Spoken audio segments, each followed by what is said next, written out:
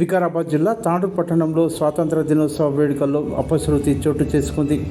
Tandur municipal తరఫు నుండి పట్టణంలోని ఇందిరా చౌక్ మీదుగా హైదరాబాద్ రోడ్డు మార్గంలో గల మాతా శిశు ఆసుపత్రి వరకు విద్యుత్ దీపాలంకరణ చేస్తుండగా ప్రమాదవశాత్తు హైటెన్షన్ వైర్లకు తగిలి షారుఖ్ అనే కార్మికుడు మృతి చెందాడు. స్తంభంపై నుండి కింద పడడంతో తలకు తీవ్ర గాయాలయ్యి చెవులు మరియు ముక్కులో నుండి తీవ్ర రక్తస్రావం అయ్యింది.